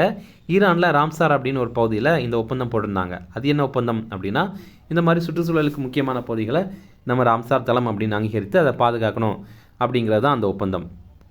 அடுத்தது முக்கிய மந்திரி இடி கோலி டியூட்டி பாட் திட்டம் எந்த மாநிலத்தில் தொடங்கப்பட்டது? இதற்கான ஆன்சர் அஸ்ஸாம். இது என்ன அப்படின்னா, அஸ்ஸாமில் இருக்கிற தேயிலை தோட்ட தொழிலாளர்களுக்கு நிதியுதவி வழங்குகிற திட்டம் தான் இது. இதில் அவங்களுக்கு ரூபாய் 5000 கொடுக்குறாங்க. அடுத்தது நமோ லக்ஷ்மி என்ற திட்டத்தை தொடங்கிய மாநிலம் இது? இதற்கான ஆன்சர் குஜராத். இப்போ பார்த்தீங்கன்னா குஜராத்தில் நமோ லக்ஷ்மி அப்படிங்கிற திட்டத்தை தொடங்கியிருக்காங்க. இது என்ன திட்டம் அப்படின்னா, 9ஆம் வகுப்புலேருந்து 12ஆம் வகுப்பு வரைக்கும் படிக்கிற மாணவிகளுக்கு நிதியுதவி வழங்குகிற திட்டம் தான் இது. எதற்காக இந்த மாதிரி நிதி வழங்குறாங்க அப்படின்னா, பெண் கல்வியை ஊக்குவிக்கணும், அதே மாதிரி இடைநிற்றலை தவிர்க்கணும். ஏன்னா 9ஆம் வகுப்புலேருந்து 12ஆம் வகுப்பு இந்த டைமில் தான் நிறைய பெண்கள் என்ன பண்ணுறாங்க, பாதியிலேயே ட்ராப் அவுட் ஆகிறாங்க, ஸ்கூல்லேருந்து பாதியிலேயே இடைநிற்றல் பண்ணுறாங்க. அதை தவிர்க்கணும் அப்படிங்கிறது. அப்போ 4 ஆண்டுகளில், அதாவது 9ஆம் வகுப்புலேருந்து 12ஆம் வகுப்பு இந்த டைமில் மொத்தமாக 50,000 நிதியுதவி இந்த பெண்களுக்கு வழங்குறாங்க. குடும்ப ஆண்டு வருமானம் ரூபாய் 6 லட்சத்துக்கு குறைவாக இருக்குது அப்படின்னா அவங்களுக்கு இதை கொடுப்பாங்க. இதன் மூலமாக சுமார் 12 லட்சம் மாணவிகள் பயனடைவாங்க. அடுத்தது, தற்போது குட்கா மற்றும் பான் மசாலா பொருட்களுக்கு தடை விதித்துள்ள மாநிலம் எது? இதற்கான ஆன்சர் ஒடிசா. அடுத்தது, 2026 ஆண்டை விவசாய ஆண்டாக அறிவித்துள்ள மாநிலம் எது? இதற்கான ஆன்சர் மத்திய பிரதேசம். அடுத்தது, பேசிலஸ் சப்டிலிஸ் என்ற பாக்டீரியாவை தனது மாநில நுண்ணுயிரியாக அறிவித்த மாநிலம் எது? இதற்கான ஆன்சர் கேரளா. இந்தியாவிலேயே ஒரு மாநிலம் அவங்களுக்கான மாநில நுண்ணுயிரியை அறிவித்தது இதுதான் முதல் முறை. அடுத்தது, ஒரு மாவட்டம் ஒரு சுவை திட்டம் எங்கு அறிமுகம் செய்யப்பட்டது? இதற்கான ஆன்சர் உத்தரப்பிரதேசம். இது என்ன அப்படின்னா, உத்தரப்பிரதேசத்தில் இருக்கிற மாவட்டங்களில் ஒவ்வொரு மாவட்டத்திற்கும் ஒரு உணவை பிரபலப்படுத்தணும், அதோடைய தனித்துவமான டேஸ்ட்டை வந்து பிரபலப்படுத்தணும் அப்படிங்கிறது தான் இதோடைய நோக்கம். அடுத்தது, ஆஷாவான் நடமாடும் புற்றுநோய் கண்டறியும் வாகனத்தை அறிமுகம் செய்த மாநிலம் எது? இதற்கான ஆன்சர் குஜராத். இது என்னென்னா 10 வகையான புற்றுநோய்களுக்கு பரிசோதனைகளை மேற்கொள்கிறதுக்காக ஆஷாவான் அப்படிங்கிற ஒரு நடமாடும் மருத்துவ வாகனத்தை வந்து அறிமுகம் பண்ணியிருக்காங்க. அடுத்தது, இந்தியாவில் முதல் ஒருங்கிணைந்த தனியார் செயற்கைக்கோள் உற்பத்தி ஆலை எங்கு அடிக்கல் நாட்டப்பட்டது? இதற்கான ஆன்சர் குஜராத். இது அமைக்கிற நிறுவனம் பிரான்ஸ் நாட்டை சேர்ந்த ஏர்பஸ் நிறுவனமும் இந்தியாவுடைய டிஏஎஸ்எல் நிறுவனம். அதாவது டிஏஎஸ்எல் அப்படின்னா டாடா அட்வான்ஸ்டு சிஸ்டம் லிமிடெட். இவங்க 2 பேரும் இதை வந்து அமைக்கிறாங்க. இப்போ இதற்கான அடிக்கல் நாட்டியிருக்காங்க. அடுத்தது, இந்தியாவின் முதல் முழுமையான காகிதமில்லா மாவட்ட நீதிமன்றம் எங்கு அமைக்கப்பட்டது? இதற்கான ஆன்சர் கல்பட்டா. இந்த கல்பட்டா அப்படிங்கிறது தான் ஆன்சர். இது எங்கே இருக்குது அப்படின்னா கேரளாவில் வயநாட்டு மாவட்டத்தில் தான் இருக்குது. அங்கே இந்த மாதிரி உருவாக்கியிருக்காங்க. இதில் இன்னொரு சிறப்பு என்ன அப்படின்னா, இதில் வந்து ஏஐ கருவி செயல்பாடுகளும் இருக்கும். அப்போ இந்தியாவில் முதல் முறையாக மாவட்ட நீதிமன்ற செயல்பாடுகளில் ஏஐ கருவியை பயன்படுத்துகிறதும் இங்கே தான். அடுத்தது, இந்தியாவில் 2025 அதிக புலிகள் மரணமடைந்த மாநிலம் எது? இதற்கான ஆன்சர் மத்திய பிரதேசம். ரொம்ப அதிகமான புலிகள் வந்து மத்திய பிரதேசத்தில் தான் மரணமடைந்திருக்கு. ரொம்ப அதிகமான காரணம், எதனால் அதிகமான புலிகள் மரணமடைந்திருக்கு அப்படின்னா, ஒரு புலி வந்து ஒரு எல்லையில் அதுதான் இருக்கணும் அப்படின்ற மாதிரி நினைக்குது. அப்போ அதற்காக எல்லையை நிலைநாட்டுறதுக்கு சண்டையிட்டு மரணமடையுது. அடுத்தது, எங்கு நடைபெற்ற மலர் கண்காட்சி 2 கின்னஸ் சாதனைகளை படைத்தது? இதற்கான ஆன்சர் அகமதாபாத். அகமதாபாத்தில் மலர் கண்காட்சி நடைபெற்றது மிகப்பெரிய அளவில். 2 கின்னஸ் சாதனைகள் படைக்கப்பட்டிருக்கு. ஒன்று பார்த்திங்கன்னா, ஒரு மிகப்பெரிய அளவில் மலர் கோலம் போட்டிருக்காங்க. இதுதான் உலகத்துடைய மிகப்பெரிய மலர் கோலம். அப்புறம் சர்தார் வல்லபாய் பட்டேல் இருக்கார்ல, அவருக்கு மலரில் ஒரு உருவப்படம் அமைத்திருக்காங்க.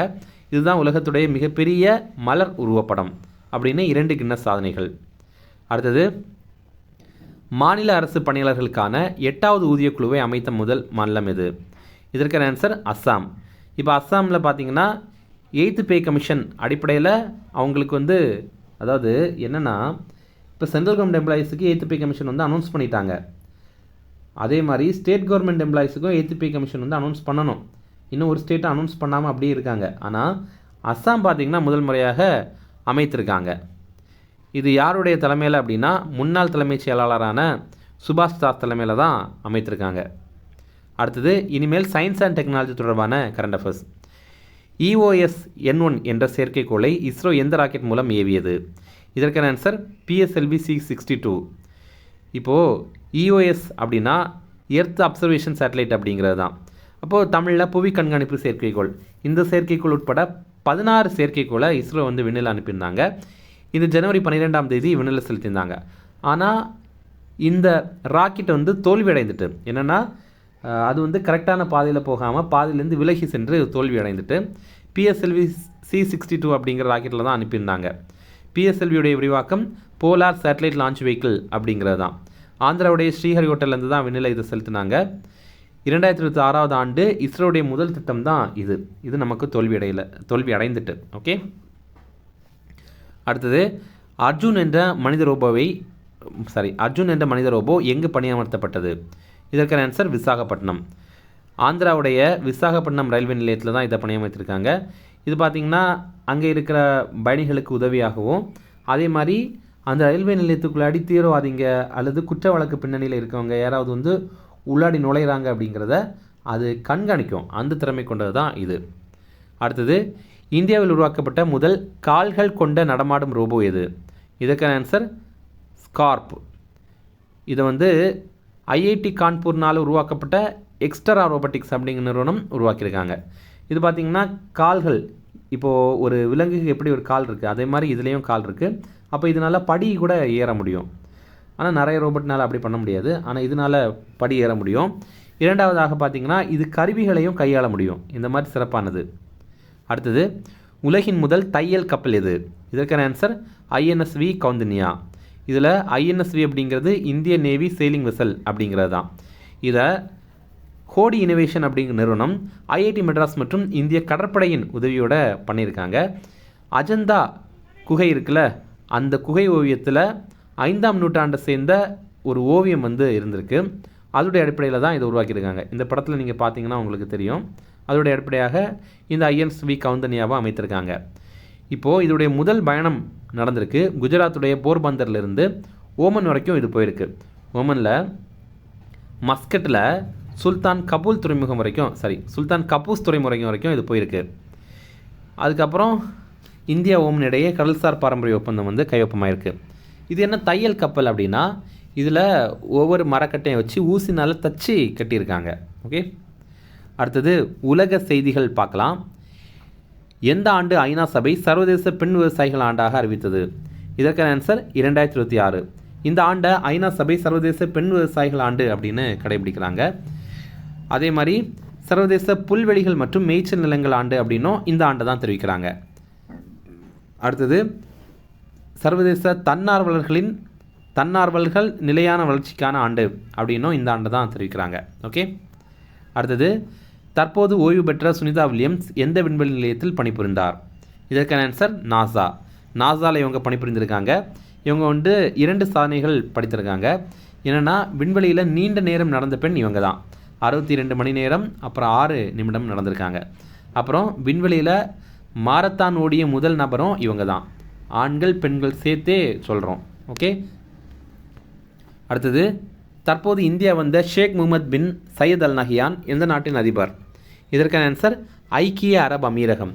இப்போது யுஏஇ இருக்குல்ல, யுனைடெட் அரப் எமிரேட்ஸ், அதனுடைய அதிபரான ஷேக் முகமது பின் சையத் அல் நஹியான் இந்தியா வந்திருந்தார்.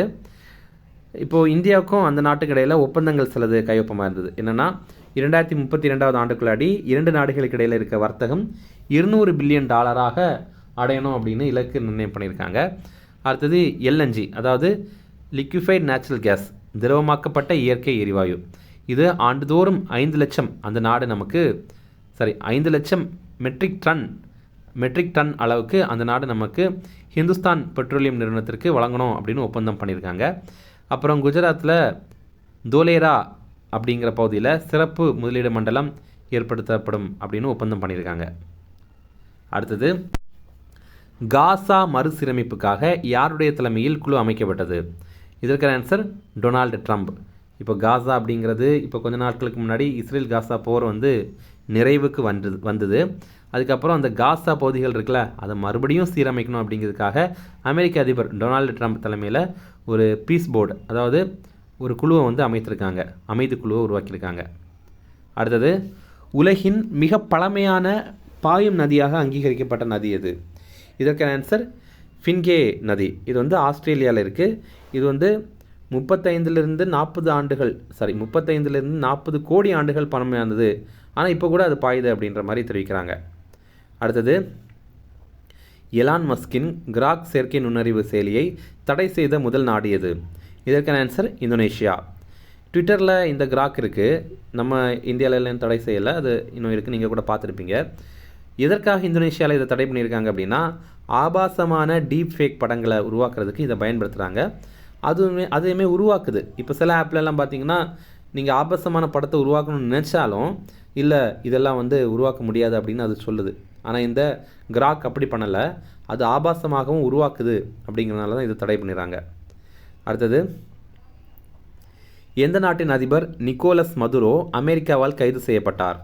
இதற்கான ஆன்சர் வெனிசுலாவுடைய அதிபரை அமெரிக்கா கைது பண்ணியிருக்காங்க. இதனால் அப்படின்னா அவர் கொலம்பியா குழுக்களோடு இணைந்து அமெரிக்காவுக்குள்ளாடி கொக்கைன் கடத்துறதுக்கு உடந்தையாக இருந்திருக்காரு அப்படின்னு அமெரிக்கா தெரிவிக்கிறாங்க. அடுத்தது, விமானத்திலிருந்து செலுத்தக்கூடிய முதல் தைமூர் ஏவுகணையை பரிசோதனை செய்த நாடு எது? இதற்கான ஆன்சர் பாகிஸ்தான். அடுத்தது, பொருளாதாரம் தொடர்பான கரண்ட் அஃபேர்ஸ். பட்ஜெட் கூட்டத்தொடர் யாரின் உரையுடன் தொடங்கியது? இதற்கான ஆன்சர் குடியரசுத் தலைவர்.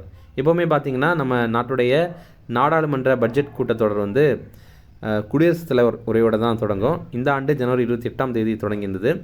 இது ஏப்ரல் 2ஆம் தேதி வரைக்கும் இந்த ஆண்டு 2 கட்டங்களாக நடைபெறும். அதே மாதிரி 2026-27 நிதியாண்டுக்கான மத்திய பட்ஜெட் இது பிப்ரவரி 1ஆம் தேதி தாக்கல் செய்யப்பட்டிருந்தது. இது சம்மந்தமாக நம்ம டீட்டெயிலாக ஒரு வீடியோ போட்டிருந்தோம். அது நீங்கள் இன்னும் பார்க்கல அப்படின்னா அதற்கான லிங்க் வந்து இந்த வீடியோடைய டிஸ்கிரிப்ஷனில் கொடுத்துருக்கோம். அதை கிளிக் பண்ணி பாருங்கள். மத்திய பட்ஜெட்டை தொடர்ந்து 9வது முறையாக மத்திய நிதியமைச்சர் நிர்மலா சீதாராமன் தாக்கல் பண்ணியிருந்தாங்க. அடுத்தது, இந்தியாவுக்கு ஆண்டுதோறும் 8 முதல் 10 பில்லியன் டாலர்களை வழங்க உள்ள வங்கி எது? இதற்கான ஆன்சர் உலக வங்கி. அடுத்த 5 ஆண்டுகளுக்கு ஒவ்வொரு வருஷமும் 8லிருந்து 10 பில்லியன் டாலர்களை உலக வங்கி நமக்கு வழங்குறாங்க. வேலைவாய்ப்பு, தனியார் முதலீடு, உள்கட்டமைப்பு மற்றும் உள்ளடக்கிய வளர்ச்சிக்காக இதை வழங்குறாங்க. அடுத்தது, 2026-27 நிதியாண்டில் இந்திய ஜிடிபி வளர்ச்சி எவ்வளவாக இருக்கும் என பொருளாதார ஆய்வு அறிக்கையில் தெரிவிக்கப்பட்டது. இதற்கான ஆன்சர் 6.8 முதல் 7.2% வரை. அதாவது இப்போது வர்ற நிதியாண்டு 2026-27 நிதியாண்டு இருக்குல்ல, இதில் இந்தியாவுடைய பொருளாதார வளர்ச்சி 6.8%லேருந்து 7.2% இருக்கும் அப்படின்ற மாதிரி எக்கனாமிக் சர்வேயில் வந்து தெரிவிச்சிருக்காங்க. இந்த எக்கனாமிக் சர்வே, அதாவது பொருளாதார ஆய்வறிக்கை, இதை தயாரித்தது நம்ம இந்தியாவுடைய பொருளாதார ஆலோசகரான தலைமை பொருளாதார ஆலோசகரான அனந்த் நாகேஸ்வரன் தலைமையில் ஒரு குழு வந்து இதை தயாரிச்சிருக்காங்க. அடுத்தது, இனி விளையாட்டு செய்திகள் பார்க்கலாம். 2025 உலக பிளிட்ஸ் செஸ் போட்டியில் ஓப்பன் பிரிவில் சாம்பியன் பட்டம் வென்றவர் யார்? இதற்கான ஆன்சர் மேக்னஸ் கால்சன். இப்போ பார்த்தீங்கன்னா வேர்ல்டு பிளிட்ஸ் சாம்பியன்ஷிப் போட்டி வந்து நடைபெற்றது. இதில் ஓப்பன் பிரிவில் சாம்பியன் பட்டம் வென்றது மேக்னஸ் கால்சன். இவர் நார்வே நாட்டை சேர்ந்தவர். அதுவே பெண்கள் பிரிவில் சாம்பியன் பட்டம் வென்றது பிபிசாரா அசோபேவா அப்படிங்கிறவருங்க. இவங்க கசகஸ்தான் நாட்டை சேர்ந்த வீராங்கனை. அப்புறம் இந்தியாவுடைய அர்ஜுன் எரிகேசி, இவர் வந்து வெண்கலப் பதக்கம் ஜெயிச்சிருந்தார். இந்த போட்டி கத்தாருடைய தோஹா நகரில் தான் நடைபெற்றது. இதே மாதிரி இதே போட்டியில் இன்னொரு பிரிவு உலக ரேபிட் செஸ் போட்டி. இதில் மேக்னஸ் கால்சன் தங்கம் ஜெயிச்சிருந்தார். இந்திய வீரரான அர்ஜுன் எரிகேசி இவங்க வெண்கலம் ஜெயிச்சிருந்தார். அப்புறம் பெண்கள் பிரிவில் இந்தியாவுடைய கோனேரு ஹம்பி இவங்க வெண்கலம் ஜெயிச்சிருந்தாங்க. இந்த போட்டியுமே கத்தாருடைய தோஹாவில் தான் நடைபெற்றது. அடுத்தது, இந்தியாவின் 92வது கிராண்ட் மாஸ்டர் பட்டம் வென்றவர் யார்? இதற்கான ஆன்சர் ஆரியன் வர்ஷ்னே. அடுத்தது, WTT யூத் ஸ்டார் கண்டெண்டர் போட்டி 2026 எங்கு நடைபெற்றது? இதற்கான ஆன்சர் தோஹா. தோஹா அப்படிங்கிறது கத்தாரில் தான் இருக்குது. நம்ம இப்போ பார்த்துருந்தோம். இந்தியா இதில் 5 தங்கப்பதக்கங்களை ஜெயிச்சிருந்தாங்க. அடுத்தது, 75வது தேசிய சீனியர் கூடைப்பந்து சாம்பியன்ஷிப் போட்டியில் ஆடவர் மற்றும் மகளிர் பிரிவில் வென்ற அணி எது? இதற்கான ஆன்சர் ரயில்வே அணி. இந்த போட்டி சென்னையில் நேரு உள் விளையாட்டரங்கத்தில் தான் நடைபெற்றது. இதில் ஆண்கள் பிரிவில் வென்றதும் ரயில்வே அணி தான், பெண்கள் பிரிவில் வென்றதும் ரயில்வே அணி தான். அடுத்தது, கேலோ இந்தியாவின் 2வது ஆண்டு கடற்கரை விளையாட்டுப் போட்டி எங்கு நடைபெற்றது? இதற்கான ஆன்சர் தாத்ரா மற்றும் நாகர் ஹவேலி மற்றும் டாமன் டையூ. இதில் பதக்கப்பட்டியலில் முதலிடம் பிடித்தது கர்நாடகா, 2ஆம் இடம் பிடித்தது தமிழ்நாடு. அடுத்தது, கேலோ இந்தியா 6வது குளிர்கால விளையாட்டுப் போட்டிகள் தற்போது எங்கு தொடங்கப்பட்டது? இதற்கான ஆன்சர் லே. லே அப்படிங்கிறது லடாக்கில் இருக்குது. இது வந்து எங்கெல்லாம் நடைபெறும் அப்படின்னா லடாக்குடைய லேயில் நடைபெறும். அதே மாதிரி ஜம்மு காஷ்மீருடைய குல்மார்க் இங்கே வந்து நடைபெறும். இப்போ இந்த கேலோ இந்தியா போட்டிகள் என்னென்ன இருக்குது அப்படிங்கிறத நம்ம கொஞ்சம் பார்த்துடலாம். முதல்ல கேலோ இந்தியா இளைஞர் விளையாட்டுப் போட்டிகள். அடுத்தது, கேலோ இந்தியா பல்கலைக்கழக விளையாட்டுப் போட்டிகள். அடுத்தது, கேலோ இந்தியா குளிர்கால விளையாட்டுப் போட்டிகள் நம்ம இப்போ பார்த்துருந்தோம். அடுத்தது, கேலோ இந்தியாவில் மாற்றுத்திறனாளிகளுக்கான விளையாட்டுப் போட்டிகள். அடுத்தது, கேலோ இந்தியாவில் கடற்கரை விளையாட்டுப் போட்டிகள். இந்த மாதிரி மொத்தமாக 5 இருக்குது. ஓகே, மத்திய இளைஞர் நலன் மற்றும் விளையாட்டுத்துறை அமைச்சர் யார் அப்படின்னா மன்சுக் மாண்டவியா. அடுத்தது, சர்வதேச மகளிர் T20 கிரிக்கெட்டில் அதிக விக்கெட்டுகளை வீழ்த்திய பந்து வீச்சாளர் யார்? இதற்கான ஆன்சர் தீப்தி சர்மா. இவங்க பார்த்தீங்கன்னா உலகளவில் T20 போட்டிகளில் 1000 ரன்கள் அடைந்திருக்காங்க. அதே மாதிரி 150 விக்கெட்டுகளை வந்து கடந்திருக்காங்க. இந்த சாதனை படைத்த முதல் நபர் வந்து இவங்க தான். ஆண்கள் பிரிவுலையும் சேர்த்து தான், பெண்கள் பிரிவுலையும் சேர்த்து. அப்படி பார்க்கும்போது ஆண்கள் பெண்கள் இரண்டுலேயுமே 1000 ரன்கள் மற்றும் 150 விக்கெட்டுகளை அடைந்த முதல் நபர் வந்து இவங்க தான். அடுத்தது, தற்போது தன் ஓய்வை அறிவித்த சாய்னா நேவால் எந்த விளையாட்டுடன் தொடர்புடையவர்? இதற்கான ஆன்சர் பேட்மிண்டன். இந்தியாவுடைய பேட்மிண்டன் வீராங்கனை சாய்னா நேவால் ஓய்வு பெறதாக அறிவித்திருக்காங்க. அடுத்தது, பாதுகாப்பு துறை தொடர்பான செய்திகள். பிரளய ஏவுகணைகளை உருவாக்கிய அமைப்பு எது? இதற்கான ஆன்சர் டிஆர்டிஓ. இந்த 2 பிரளய ஏவுகணைகளை வெற்றிகரமாக பரிசோதனை பண்ணியிருக்காங்க. இந்த பரிசோதனை நடத்தின அமைப்பு டிஆர்டிஓ. டிஆர்டிஓ அப்படின்னா பாதுகாப்பு ஆராய்ச்சி மற்றும் மேம்பாட்டு அமைப்பு, இங்கிலீஷில் defence research and development organisation அப்படிங்கிறது தான். இந்த பிரளய் அப்படிங்கிறது நிலத்தில் இருந்து ஏவப்பட்டு நிலத்தில் இருக்கிற இலக்கை தாக்குற ஏவுகணை. இது 150 கிலோமீட்டர்லேருந்து 500 கிலோமீட்டர் தொலைவில் வரைக்கும் சென்று தாக்குற திறன் கொண்டது. அடுத்தது, இது ரொம்ப முக்கியமான கேள்வி. இந்தியாவின் புதிய உள்நாட்டு வான் பாதுகாப்பு அமைப்பின் பெயர் என்ன? இதற்கான ஆன்சர் சுதர்சன சக்கரம். இப்போ பார்த்தீங்கன்னா நமக்கு வெளிநாட்டிலிருந்து அனுமதி இல்லாமல் ஏதாவது ஏவுகணை வருது அல்லது ஒரு ஃப்ளைட் வருது அப்படின்னா அதை கண்காணித்து தாக்கி அளிக்கிற திறன் கொண்டது தான் இந்த சுதர்சன சக்கரம் அப்படிங்கிறது. இது இனிமேல் தான் உருவாக்க போகிறாங்க. அடுத்த 10 ஆண்டுக்குள்ளாடி இது நிறுவப்படும் அப்படின்னு சொல்கிறாங்க. 2035 ஆண்டுக்குள்ளாடி இதன் உருவாக்கத்தில் டிஆர்டிஓ முக்கிய பங்காற்றும் அப்படின்னு இப்போ தெரிவித்திருக்காங்க.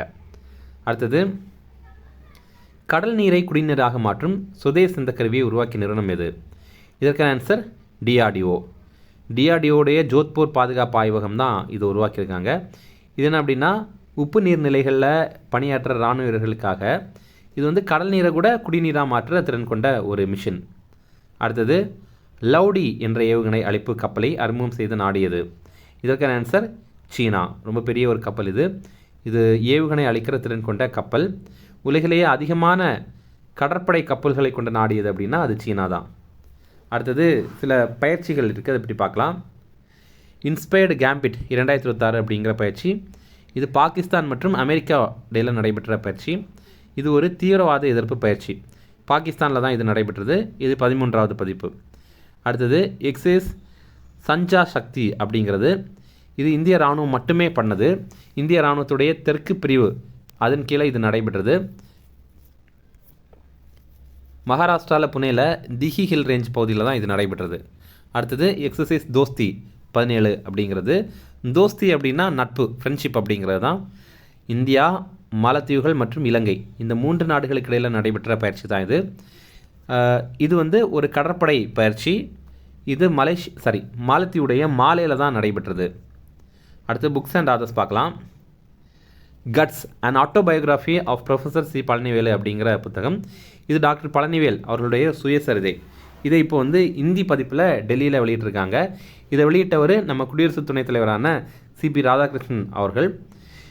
யார் இந்த டாக்டர் பழனிவேல் அப்படிங்கிறவர்னா, இவர் 1991 கோவையில் லேப்ரோஸ்கோபிக் அறுவை சிகிச்சையை அறிமுகம் பண்ணியிருந்தார். அதே மாதிரி தென்னிந்தியாவிலேயே இந்த சிகிச்சைக்கான முதல் மையத்தை நிறுவியவரும் இவர் தான். அடுத்தது, கானுயிர் கருவூலம் அப்படிங்கிறது. இதில் கானுயிர் அப்படின்னா காட்டு உயிர் அப்படிங்கிறது தான் அர்த்தம். இப்போ 2 சுழி இன் அப்படின்னா கான்னா என்ன? காடு. அப்போது இதை கவிஞர் ஜெயபாஸ்கரன் எழுதியிருக்காரு. இந்த நூல் இயற்கை வளங்கள் பாதிக்கப்படுறதையும் அதை பாதுகாக்கிறதுக்கான முக்கியத்துவத்தையும் விளக்குது. அடுத்தது, முக்கியமான இறப்புகள், அதை பற்றி பார்க்கலாம். தற்போது எந்த மாநில துணை முதல்வர் அஜித் பவார் விமான விபத்தில் மரணமடைந்தார்? இதற்கான ஆன்சர் மகாராஷ்டிரா. மகாராஷ்டிராவில் விமான விபத்தில் இவர் இறந்துட்டார். அடுத்தது, சூழலியலான மாதவ் காட்கில், இவருமே இப்போது இறந்துட்டார். இவர் மேற்கு தொடர்ச்சி மலைகளுடைய பாதுகாப்புக்காக உழைத்தவர். பெங்களூரில் சூழலியல் அறிவியல் மற்றும் இந்திய அறிவியல் கல்வி மையத்தை நிறுவியிருக்காரு. அப்புறம் காட்கில் ஆணையம் அப்படின்னு ஒரு ஆணையம் அமைத்திருந்தாங்க. இது மேற்கு தொடர்ச்சி மலை தொடர்பான சூழலியல் நிபுணர் குழு, அதோடைய தலைவராக இவர் தான் இருந்திருக்காரு. அப்புறம் 2024 ஆண்டு ஐநா சபை இவருக்கு சாம்பியன்ஸ் ஆஃப் எர்த் விருது வழங்கியிருக்காங்க. இவருடைய ஆட்டோபயோகிராஃபி, அதாவது இவருடைய சுயசரிதை நூலுடைய பேர் என்ன அப்படின்னா wake up the hill, living with people and nature அப்படிங்கிறது தான். அடுத்தது, மூத்த பத்திரிகையாளரான சர் மார்க் டல்லி, இவர் இப்போ மரணம் அடைந்திருக்காரு. இவர் கொல்கத்தாவில் பிறந்தவர். பிபிசி செய்தி நிறுவனத்துடைய முன்னாள் இந்திய பிரிவு தலைவர். இவரை இந்தியாவின் குரல் அப்படின்னு நிறைய பேர், அதாவது எல்லாருமே போட்டுறாங்க. இவருடைய முக்கியமான புத்தகங்கள் no full stops in India, அப்புறம் இந்தியா இன் ஸ்லோ மோஷன் அப்படிங்கிறது. அப்புறம் இவருடைய முக்கியமான விருதுகள், 2005 ஆண்டு பத்ம பூஷன் விருது இவருக்கு கிடைத்திருக்கு. அப்புறம் பிரிட்டிஷ் அரசாங்கம் இவருக்கு சர், அதாவது நைட்வுட் பட்டம் கூட வழங்கியிருந்தாங்க. அடுத்தது, சில ஷார்ட்னஸ் ரெஃபரன்ஸ், அதை பார்த்துட்டு நம்ம முடிச்சிடலாம். தமிழகத்திற்கு தனி செயற்கை நுண்ணறிவு மையம் அமைக்க போகிறாங்க. இது ரூபாய் 10,000 கோடியில் சென்னையில் அமைக்க ஒப்பந்தம் பண்ணியிருக்காங்க. இதை சர்வம் ஏஐ நிறுவனம் உருவாக்க போகிறாங்க. ஐஐடி மெட்ராஸ் உதவி பண்ண போகிறாங்க. இதன் மூலமாக 1000 பேருக்கு உயர்திறன் தொழில்நுட்ப வேலைவாய்ப்புகள் வந்து கிடைக்கும்.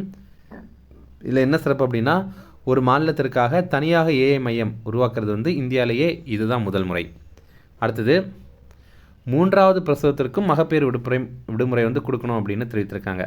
அதாவது மெட்ராஸ் உயர்நீதிமன்றம் என்ன சொல்கிறாங்க அப்படின்னா, 3வது பிரசவத்திற்கும் மகப்பேறு விடுமுறை வந்து தகுதியுடையவங்க தான் பெண்கள் அப்படின்னு தெரிவித்திருக்காங்க. இப்போது நிறைய கவர்மெண்ட் ஆஃபீஸில் ஃபஸ்ட்டு பிரசவத்திற்கு மகப்பேறு விடுப்பு கொடுக்குறாங்க, 2வது பிரசவத்துக்கு கூட கொடுக்குறாங்க. ஆனால் 3வது பிரசவத்துக்கு கொடுக்க மாட்டேங்கிறாங்க. அப்போது மெட்ராஸ் உயர்நீதிமன்றம் என்ன சொல்கிறாங்க அப்படின்னா, ஏற்கனவே நாங்கள் பல உத்தரவுகள் சொல்லியிருக்கோம், நிறைய உத்தரவுகள் பிறப்பிச்சிருக்கோம், 3வது பிரசவத்துக்கு மகப்பேறு விடுமுறை வந்து கண்டிப்பாக கொடுக்கணும் அப்படின்னு தான் தெரிவித்திருக்காங்க. ஆனால் அது வந்து யாருமே ஃபாலோ பண்ண மாட்டேங்கிறாங்க. அதனால் இந்த தீர்ப்பை அனைத்து அரசு துறை தலைவர்களுக்கும் அனுப்பி வைக்கணும் அப்படின்ற மாதிரி மெட்ராஸ் உயர்நீதிமன்றம் வந்து உத்தரவிட்டிருக்காங்க. அடுத்தது தமிழகத்தில் ஜவுளித்துறைக்கு 20% வந்து மூலதன முதலீடு மானியம் அறிவித்திருக்காங்க. அப்படின்னா என்னென்னா, இப்போது அதிநவீன நெசவு பின்னலாடை இயந்திரங்களை வந்து வாங்கும்போது நம்ம தமிழக அரசு 20% வந்து அதுக்கு காசு கொடுப்பாங்க. இப்போ எக்ஸாம்பிள் 1 லட்ச ரூபா ஆகுது அப்படின்னா கவர்மெண்ட் வந்து 20,000 கொடுப்பாங்க அப்படிங்கிறது அர்த்தம். இதை முதல்வர் மு க ஸ்டாலின் வந்து அறிவித்திருக்காரு.